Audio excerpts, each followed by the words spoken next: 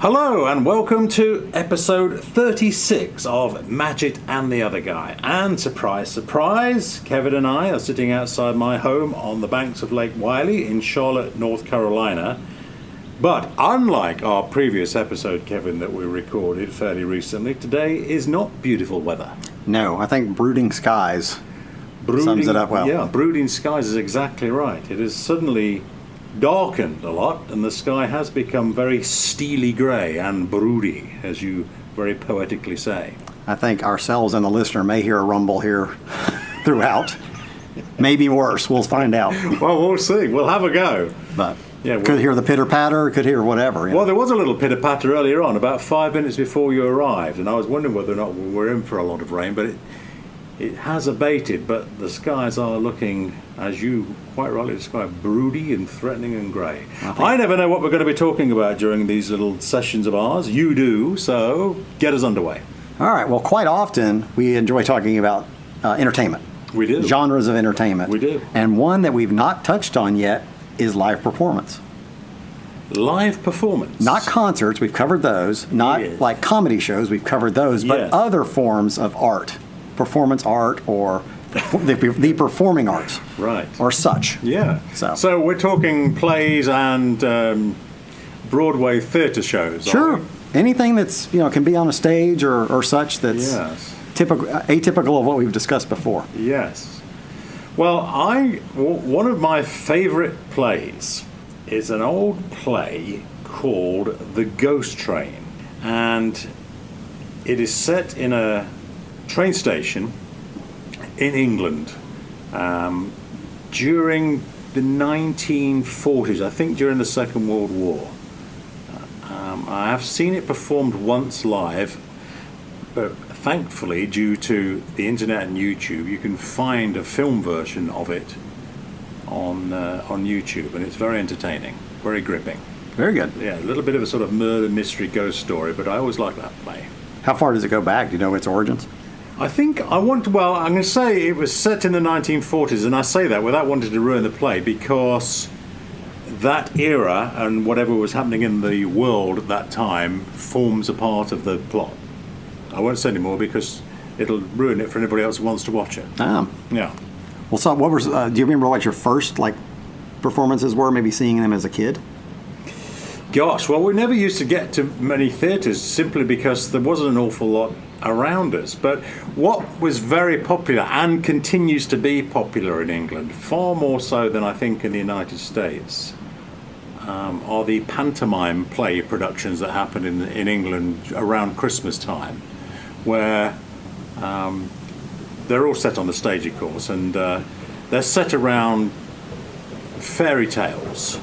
Very much in a way for the benefit of kids, but exactly like The Simpsons are written and many other things now, there are subtle undertones for the adults to pick up on as well.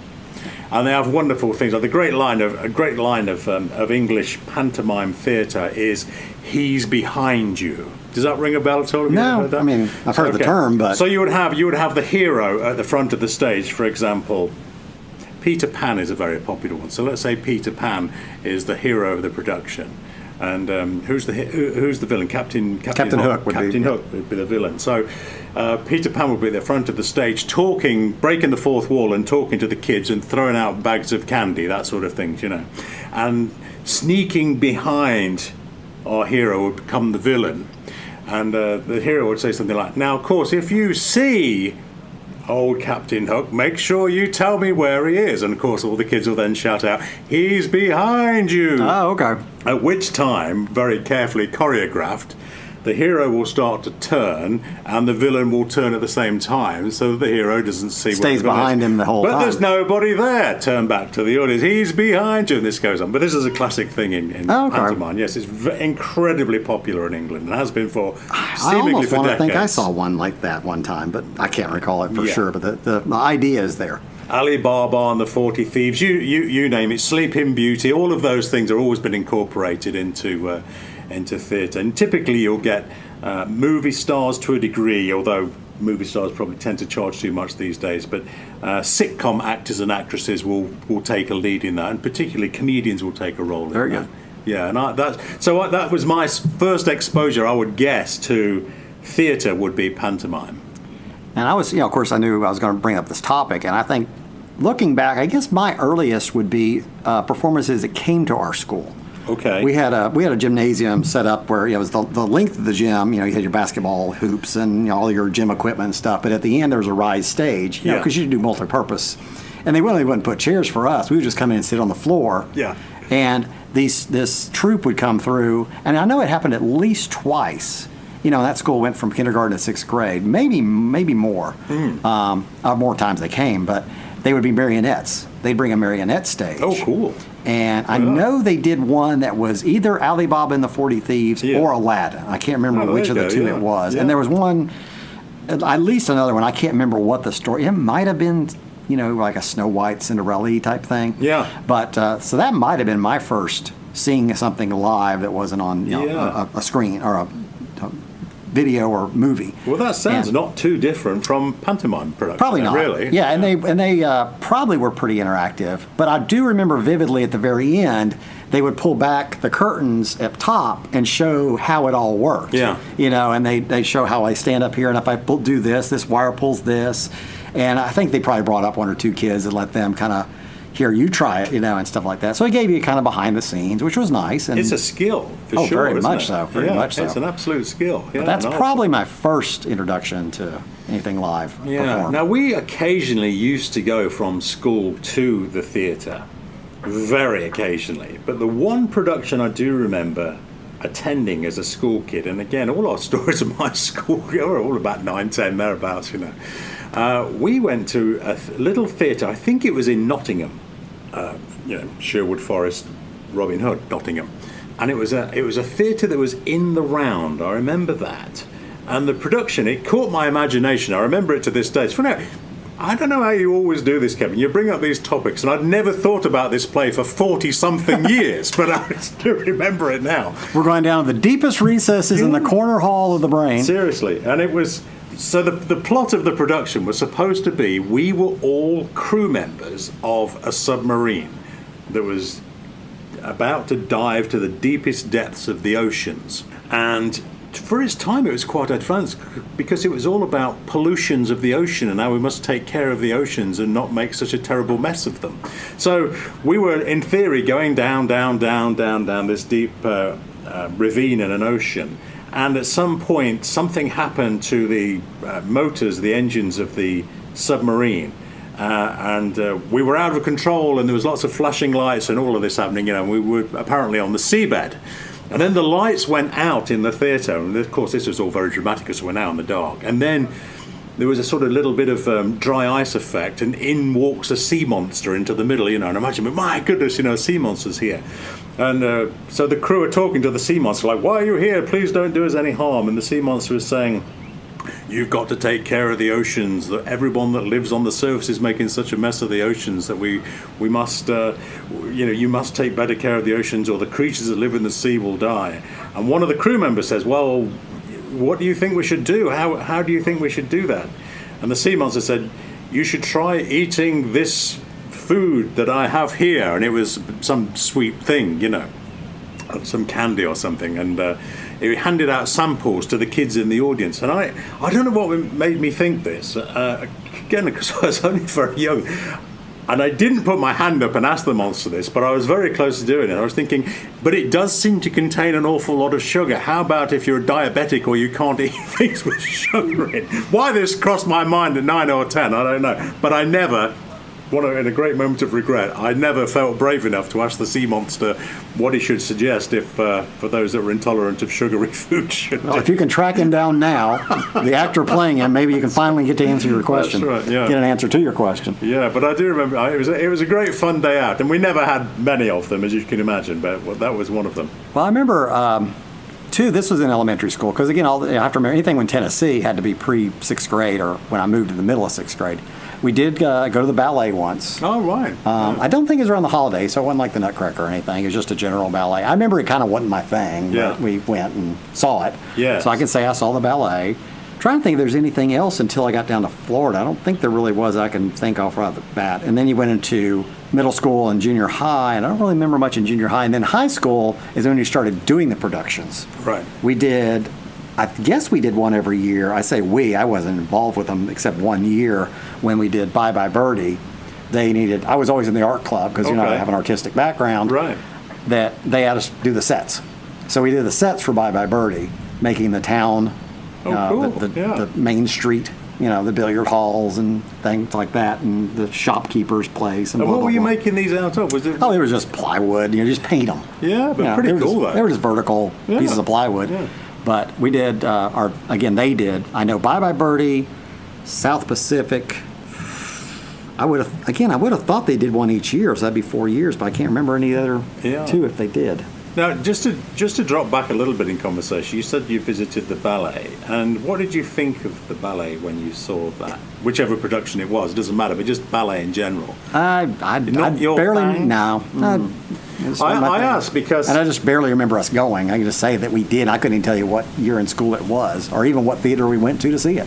I have attended ballet production twice, and the reason this stands out in my mind is the first time I saw a ballet, it was, and I can't think exactly which troupe it was. I want to say it was the Bolshoi Ballet, but that seems like it couldn't have been. But it was certainly a Russian troupe that were on tour, and I have a feeling it was Swan Lake. And I was completely new to ballet. I'd never been before, like you hadn't been before until you'd seen it. But I just remember watching this production of Swan Lake with these dancers and being absolutely enthralled with their ability to do what they did, like to watch them turn and their poise and they were so near soundless as they were dancing on stage, and I just came away thinking, wow. Well, you were probably much older and more mature. Yeah, much older. Oh, yeah, this is much older than life. You could certainly appreciate it. Yeah, I wasn't a kid. More. No, I wasn't a kid at this time. I was mid-20s. And I came away thinking, my goodness, that was just incredible ability that they have. Now, in contrast, and I don't want to mention the name of the second group that I saw, but they were British-based. They were a British-based troupe. And tragically, lamentably, they sounded like a herd of elephants travelling across the stage in comparison to the Russian dancers. Wow. Yeah, it's just, and again, I just remember coming away with that difference thinking, wow, these men and women are capable of doing something that I in 1,000 years could never do. But it just goes to show the difference between the professionalism of one troupe and another, to see and hear, particularly hear the difference between the two of them. Well, just like in everything in life, there's the elite and then there's the rudimentary. There really is. There's so many levels that you can yes, absolutely, and experience. I don't want to sound critical really of either troupe, either. I want to say chorus line. That's not correct in ballet because I couldn't do anything that they do. But I just remember, you're right, hearing and seeing the difference between the two was outstanding. Yeah. My next, I guess the next real experience was in college. There's a lot of stuff that comes through or happens while you're in college, which is great. And I wish I honestly did more of them. We had activities cards, and they would, you could punch it. You could go see a performance for like $2 or $3, as a student, because you got really, amazing discounts as considered part of your thing. That's true. Well, one semester I took theater. Okay. And I must have really liked it because I lived off campus and it was an 8 a.m. class and I still made it every time. So that's saying something right there. The fact that I could get up, get myself driven over there, find a parking spot and make it to the class on time, I must have enjoyed it. But we didn't perform anything. It was a semester of more or less exercises and, introducing yourself to the possibility of acting and putting yourself in scenarios and But it was fun. But part of the requirement of that semester was you have to go see all the productions that are being put on by the university that season, which may be like 6. Right. And since they're a requirement, obviously I went to all of them. The only one I missed one, which I think Crimes in the Heart, and I just did not get it done by the time it had finished and we had to present and talk about it. Well, fortunately, it's one that had been a movie, so I ran down to the local Blockbuster and watched the movie the night before. So at least in Q&A the next day, I could hold my own. Yeah. But I kind of cheated on that one a little bit. Yeah. But So for every production that you saw, you had to do. We talked a little bit about this. It was kind of a show and tell. I mean, that sounds like that's the wrong description, but you had to talk about the production at class the next week. Or, okay. Yeah, and I remember. Yeah. So you couldn't just say, yes, I definitely attended that with shifty eyes and move on. Because they want to hear what your thoughts are, what you thought was excellent about it, what you thought could have been improved, where you saw, some shining star, that type of thing. Yeah, more car chases. And I can't remember. Yeah, exactly. I can't remember the first one. Camille. Seems like it might have been. I may be getting it wrong, and people are like, "Oh, that never happened," or they may say, "Oh, yeah, I'm familiar with that one." But we had 2 theaters at the University of Tennessee. The main one is called the Clarence Brown Theater. That's the one that's your traditional stage with a nice, rising up, seating area that looks down on, and it's pretty good size. And then there's a one that's just literally right across the courtyard, just a few hundred feet away. Okay. Then that one's in the round, like you said. Right. And I can't remember which one that one's called, but one I saw there was called Psycho Beach Party. That semester, and I don't remember the plot, but it's supposed to be like what are your Annette Funicello, Frankie Avalon type scenarios, right. But somebody in it is a psychopathic killer, and it's total comedy. Right. The other one I saw at that same theater that semester, which I really liked, was called Ceremonies and Dark Old Men. Oh, And it was actually originally done, I think, in '69, maybe. And it's a story of a Harlem barbershop, or people around a Harlem barbershop. Yeah. In the 40s? Okay. Maybe, I can't remember exactly when it was, but it was definitely earlier on. So terrific costume, I'm going to guess. Good costuming, Yes, and it was really nice in the round because the actors would enter through the crowd and stuff like that. It was really interactive. Yeah. And it was really a powerful story. And at the very end, it just had one of those ending moments that something happens and it goes completely black. And you're just left with the repercussions of what has happened. Oh, and that's the end of the show. That's the end of it. Right, and it was really good. Yeah. And I still remember that. And actually, I still remember I was at a local pub a few months later, and one of the main actors in it was just happened to be in there. He's just, I don't know if he's a student. He might have been a grad student at that time. Okay. But I just remember getting to say, I really enjoyed you in Ceremonies and Dark Old Men. He said, well, thank you. And actually, he ended up... he did a lot of stuff, I guess, then, because being as that was fall semester, the last one they showed of the season was A Christmas Carol. Okay. And they were known for doing that every year. Yeah. And really the set was the star of that one because they built it years before, but it was mechanical. And the scenes would, if he walks through his front door with Marley's ghost on the thing, as he's walking up the stairs turn. So as it's a spiral stairs up, they turn to keep him always in front of the audience. And he reaches his bedroom. Then he reaches his bedroom from I can see that in my mind's eye. What a cool set. And the point he finds his gravestone, it spins around to reveal that it's him.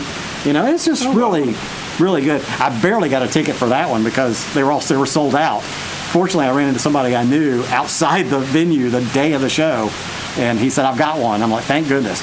I won't have to fudge my way through another Q&A. Yes, I would love to see that production. But that was really nice. How you described the set and the turning of the stairs, that sounds wonderful. I can just see that happening. Yeah.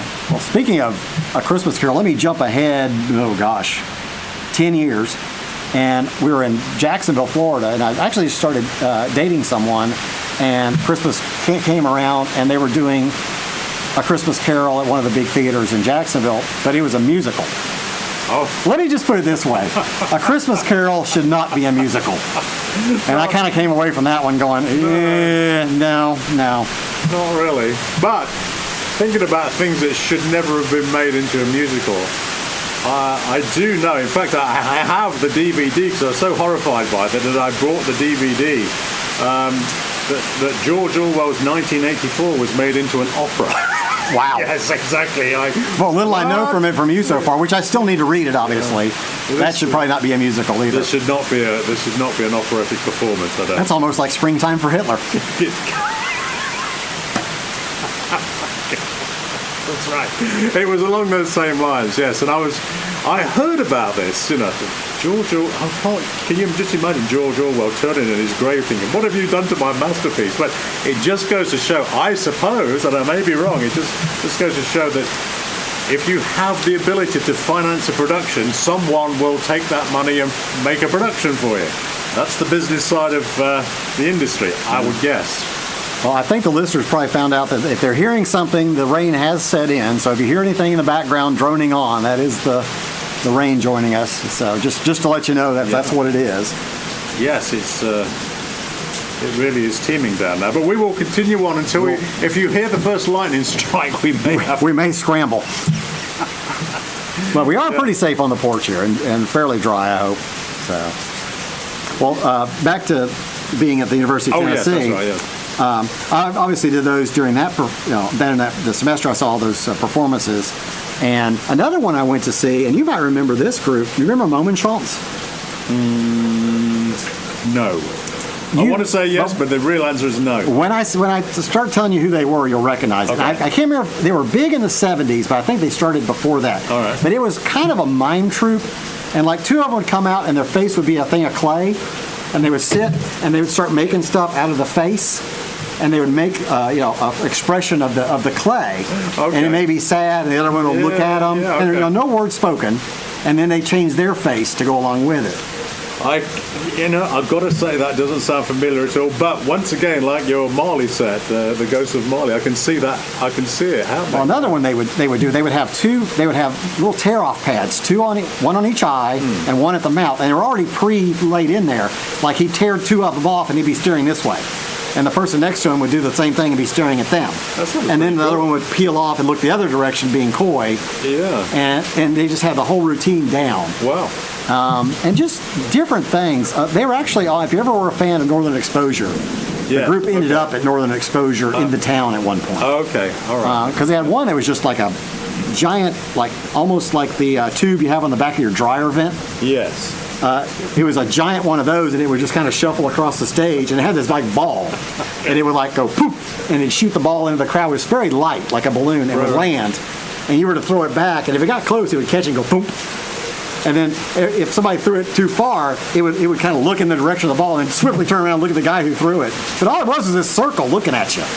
Like what did you just do? Yeah. So, but it was a whole, big performance. I took this girl I was interested in seeing at the time. But that just highlights, really, I mean, not wanting to sound pretentious in any way, but it highlights the magic of theatre, how things don't need to be complicated to be impressive. Exactly. Simple things will work, right? Simple things will work. Yeah, what other theatre have you seen that stands out in your mind? Well, I think the first time I ever saw a genuine Broadway production, I've never been to New York, so I never saw anything on Broadway or off Broadway in the city. But when I was living in D.C., we saw the Beauty and the Beast at the Kennedy Center. Yes. So I guess that was the first big, traveling Broadway production I ever saw, and that was 97, somewhere around there. And that was very good. I remember enjoying it quite a bit. You just mentioned earlier on Springtime for Hitler, which of course comes from the producers. And I know this is slightly off topic, although in fairly recent years, of course, it was being turned into a Broadway show. But when I first saw the movie, The Producers, I was absolutely hooked. I mean, it was one of the most magical films I've ever seen. Just the whole idea of putting on a show that was designed to fail just caught my imagination, and how the characters interacted with one another. But most especially the big musical number Springtime for Hitler, because I just remember thinking at the time, you've got to get this absolutely right or it'll be a complete disaster for the movie itself, for how it must be portrayed. But to have this wonderful over-the-top Broadway dance production of Springtime for Hitler. In the movie, it worked fantastically well. And I did go to see the Broadway production some years ago. And I remember thinking at the time, goodness, I wonder if Broadway will be able to produce the same wonderful effects to make that production of the dance thing work. But they did. Yeah. It worked very well. And I think the whole production of The Producers stands or falls on whether or not that one number works, and they got it right. Yeah, very good. Right. Very good. Yeah. Yeah, hopefully we're kind of getting what made me think about bringing up this topic is recently my wife said that Wicked is coming back to Charlotte. Okay. And we're going to take our daughter. That'd be great. So it'll be her definitely first big, stage experience. Yeah. And she loves The Wizard of Oz. That was her first movie that I think she ever. Well, yeah, I think it was her first movie she ever saw, and she was just enamored with it as a little one. And I think she's really going to get a kick out of it. Maybe we'll start her down that road of appreciating theater and stuff like that. Well, The Wizard of Oz is tremendous, but I think the thing that does it for me, and I'm sure countless others, is that shift from black and white to colour when it happens. Yeah. That alone is a wonderful. Well, in 1939, that was pretty impressive. Absolutely, just to make that happen. And I'm not sure the history. I'm sure, gentle listener, there would be many that could tell me about this. But I think just that idea, whether I'm not aware of any other movies having done it at the time. Maybe someone had done it before. Maybe someone did it after. I don't know. But I just remember that moment. It's just wow. Look at that. Yeah. Well, I remember when I was living with roommates in college. We were living off campus, and it was probably '89, so it was probably, I guess, the 50th anniversary. And they got the video. We got it around Christmas, I guess, or somebody had given it to one or the other one as a gift. So we decided to watch it that night. And I think it was maybe my girlfriend. It started off, and she said, "I always thought this movie was in color." And we just kind of looked at each other and go, no, it's just the way it is. And we just left it that way until it changed. So, and now she's like, oh, okay. I'm like, because you're like going, I thought this was very colorful, but, Yes. That makes me think of The Duchess and the Dirtwater Fox, which is a wonderful movie. We may have spoken about it before with Goldie Hawn and George Segal. But when this is something completely different, but it always sticks in my mind. When that movie starts and you're watching it on DVD, you always think that there must be some problem with the language settings because it starts for the first 5 minutes in German, and you're never entirely sure why. Why is it? I mean, you have to watch the movie to figure it out. But I mean, that the fact that it starts in German has caught me out at least 3 or 4 times. If I've not watched the movie for a while, I put the DVD on. Check the settings. Yeah, just check the settings, and I think, hang on, no, it's right. What's going on here? But anyway, another one of those things. First 5 minutes are in German. Yeah. One that I would. It's funny. It's going the opposite direction. I think it might have been a stage production at one time, but one that I would like to see as a stage production is The Bad Seed. Are you familiar with that? No. The name's familiar. It's the movie from, I think, 1955. Okay. About the really sugary sweet little girl who's actually a psychopath. Oh. Okay. But almost the whole movie, it's known for the movie. What's her name? Patty McCormick. Okay. Played well her. remembered, by the way. And there's a couple of famous people in the movie. One of them became the Maytag repairman later. I can't remember his name, but he's in it. And the guy that played Sam Drucker on Petticoat Junction and the Beverly Hillbillies and all that, Green Acres. Okay. He's in it. But they could almost the whole movie is set just in the main living room of this apartment. Yeah. In Washington, D.C. Right. Now, with the movie, there are a few scenes, like in the bedroom and a couple outside, but you can easily see how the whole movie could take place just on a one bedroom or one living room set. Yeah, on stage, I think it maybe has been or had been done on the theater, but I would like to see it done like that. Yes. I can see that working. Absolutely. Makes me think of A Streetcar Named Desire, which is also a play, of course, but the movie, again, you can use so many different sets when you're in a movie, but to contain the actors and actresses on stage in limited sets, I think is a fabulous thing. Yeah. To be able to do that. Yeah. Don't let the set steal from the actors.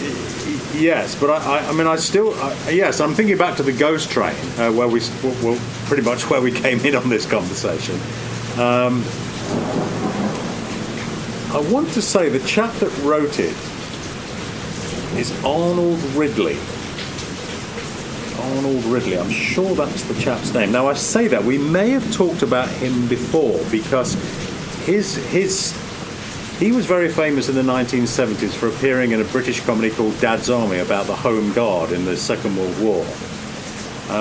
But he's probably more famous as, I think, the grandfather of Daisy Ridley of Star Wars fame, played Rey. Oh, okay. I think that's the connection. So there's the acting connection. But when I think back to the Ghost Train, I'm pretty sure the entire production of the Ghost Train, the play, is on one fixed set of just the waiting room of a train station. I can't remember any other shift at all of the scenery. But a wonderful play, back to that. Anyway, wonderful play, yeah. I'm sure his name's Arnold Ridley. We'll check that, gentle listener. Well, it's so wonderful to have the internet at our disposal. Yeah. Because going right back when we were talking about pantomime, if you're not familiar with it, and gentle listener, if you've never seen any pantomime, I am absolutely sure you could go onto YouTube and find 20 different fantastic pantomime productions from the UK with that, yeah. One genre that I've never seen live is opera.